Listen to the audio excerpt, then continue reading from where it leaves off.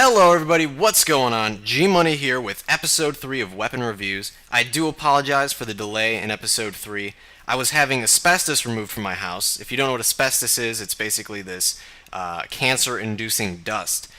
So it's a little bit like the cordyceps fungus spores. So you can see now why I had to have that removed from the house, and so I was out of the house, I couldn't record, and yada yada yada. Anyway, I'm back though with episode 3. In this episode, we are going to go into the purchasable weapons, and we are going to cover El Diablo, the M16, and the shotgun. And we are going to finish up the purchasables in episode 4, where I'll cover military sniper, the flamethrower, and the machete, and then we'll go on to craftables. And so with that being said, let's get into El Diablo.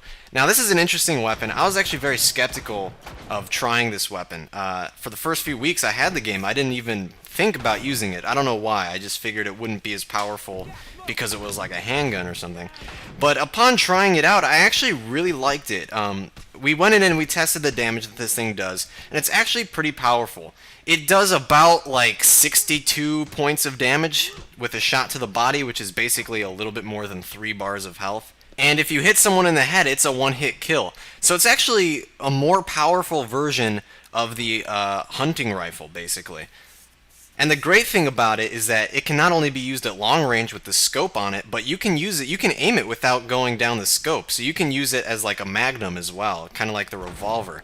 So it's really like a beefed up version of the revolver and the hunting rifle put into one package. In addition to this, it's only 3 loadout points. And it's not horribly expensive in terms of parts either. It does cost 405 parts, which is slightly higher than like the shotgun and the M16. But all in all, you're getting a really versatile gun with lots of different uses, and it's very powerful. Considering you get 3 bullets for those 405 parts, I mean, you're looking at up to 3 kills if you're really good at getting headshots. But at least probably 1 or 2 kills, again depending on if enemies are damaged that you're shooting or whatever, but you can at least get 1 kill out of it.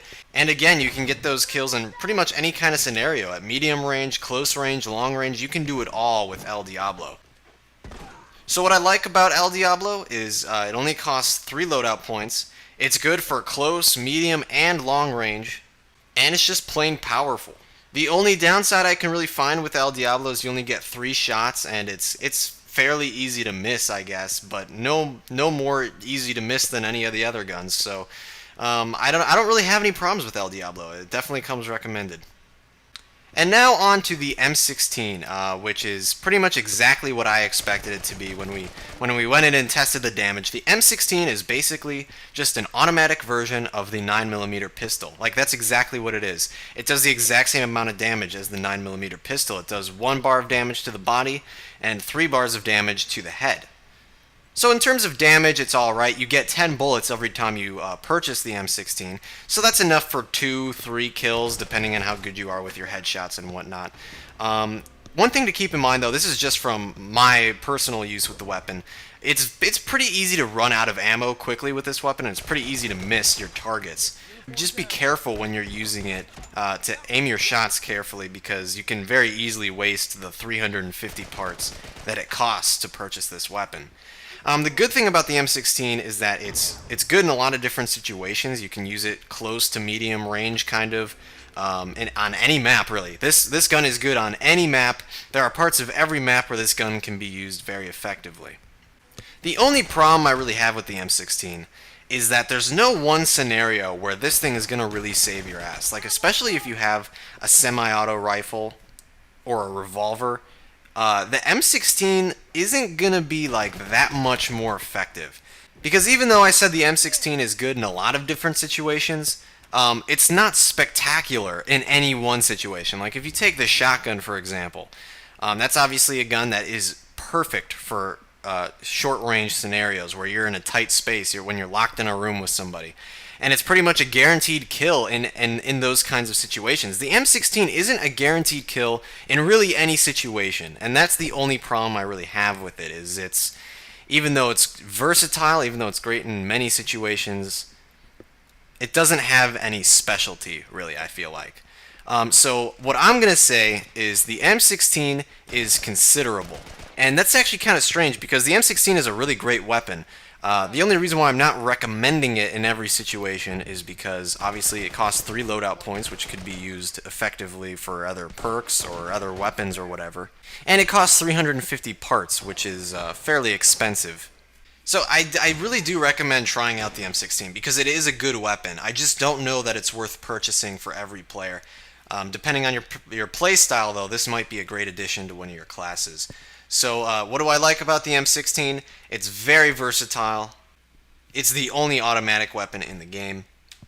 And the recoil, the damage, it's all very well balanced. It's a pretty well-rounded gun just overall. The only downside to the weapon being that it's very easy and doesn't take much time for you to run out of ammo for the gun. And again, it's pretty easy to miss your enemies. Now let's go on to the shotgun. So when you purchase the shotgun, you get 2 shells for 320 parts. That sounds like very little, and it sounds like it wouldn't be worth buying. But again, as I said when I was talking about the M16, the shotgun has a specialty, and that is, of course, close range. It's great to have that shotgun just in your bag as a backup in case you get into a tight scenario, in case you're running away from the enemy and you hop through a window and you get stuck in a room and the enemy is following you and you're weak or whatever. One blast from that shotgun in a tight space is enough to down people very often. And if not 1 shot, then 2 shots is enough to do it. So it's great as a safety net. Maps I would recommend using the shotgun on is Checkpoint because there's lots of windows, lots of objects to maneuver around. You can easily get the drop on your enemy and sneak up behind them, get close range, and then blast them with the shotgun. Very effective on Checkpoint. Also effective, though, on maps like the Dam, High School, and Billstown. It only costs 320 parts, which is pretty cheap considering how effective it is. At long range, like to the point where you know the shotgun is not going to be effective. It deals around 1 bar of health, again, depending on how far exactly you are. But probably like, 30 feet or so, it does about 1 bar of health. If you're like, 15, 20 feet, you're looking at more like 2 or 3 bars of damage that you're going to deal with it. And again, as long as you're within about 7 or 8 feet of your enemy, you should be able to take them down with 1 blast. So, in terms of the things I like about the shotgun, it's got pretty decent range considering it's a shotgun. It's incredibly powerful. It's great as a safety net. It's so helpful in tight spaces to have on you. As far as downsides, it's not versatile, but again, that comes as a trade-off because it has a specialty, which is close ranges, and at close ranges, it's almost a guaranteed kill all the time. So I really recommend the shotgun, especially for the maps I listed, such as Checkpoint, Dam, High School, and Billstown.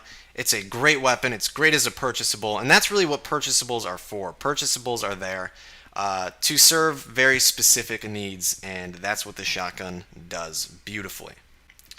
So guys, that'll wrap up episode 3 of Weapon Reviews. I will be back in a day or two with a review of the military sniper, the flamethrower, and the machete. And then we're going to go into the craftables, and then that'll be the end of this series. And then, I don't know, run some ideas by me, guys, if you have any ideas for videos or whatever. And of course, I'm considering doing a live stream. I have to figure out if that's even possible, how I would do that, yada, yada, yada. But at some point this month, I will probably try that, so keep your eye out for that. I will, of course, let you know when that's going to go down. So, guys, thank you very much for watching. If you're new to my channel, do subscribe for more Last of Us content, and check out my channel. I got tons of other Last of Us videos uploaded from the past few weeks. Got more coming up.